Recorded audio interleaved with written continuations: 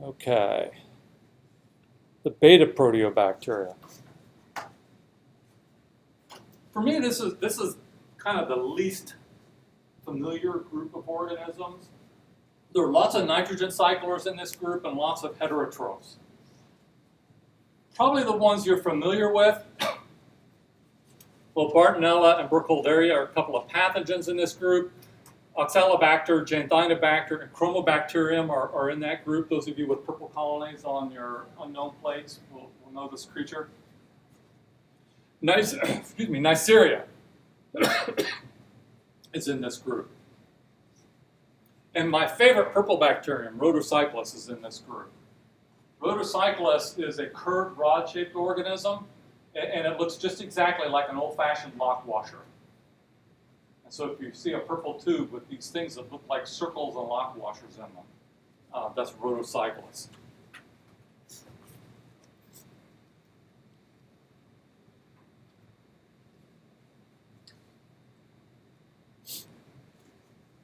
So what are some? There are a bunch of heterotrophs and pathogens in this group. I mentioned Bartonella, Burkholderia, and Neisseria. Here's Ralstonia. This is the cause of a wilt disease in this part of the world. And this is the diagnostic test for it.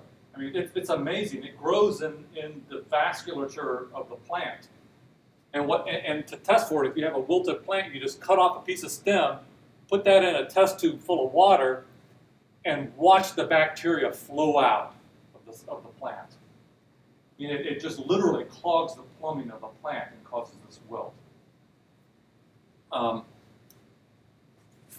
There are actually a lot of members of this group that do this kind of thing, and right now there's a situation in Italy where part of the olive groves are being destroyed to prevent the spread of I think it's Xylella fastidiosa, which is another one of these wilt-causing disease. And some of these plants, some of these olive trees are 2,500 years old, and they're just taking chainsaws to them because they're infected.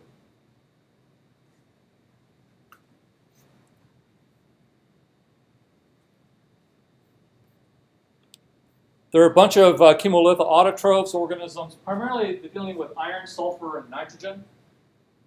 And so they're oxidizing and reducing inorganic metals and chemicals, nitrogen, and fixing carbon. And again, the Calvin, as in the alpha proteobacteria, the Calvin cycle is the route for carbon fixation in these creatures. Thiobacillus is one of those. I don't have a good picture of Thiobacillus, but it oxidizes reduced sulfur compounds like sulfide or thiosulfate to make sulfuric acid, and the result is acidification of the local environment. This is why the mud pots in Yellowstone have such low pHs, because reduced sulfur in the underground plumbing has been oxidized.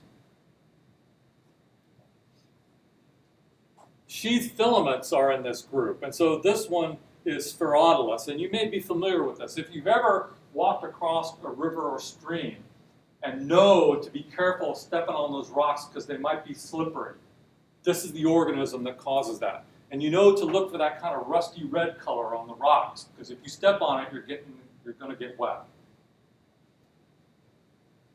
These organisms produce an extracellular polysaccharide sheet. That's why these filaments are near each other but don't actually touch, because the capsules touch and you can't see them.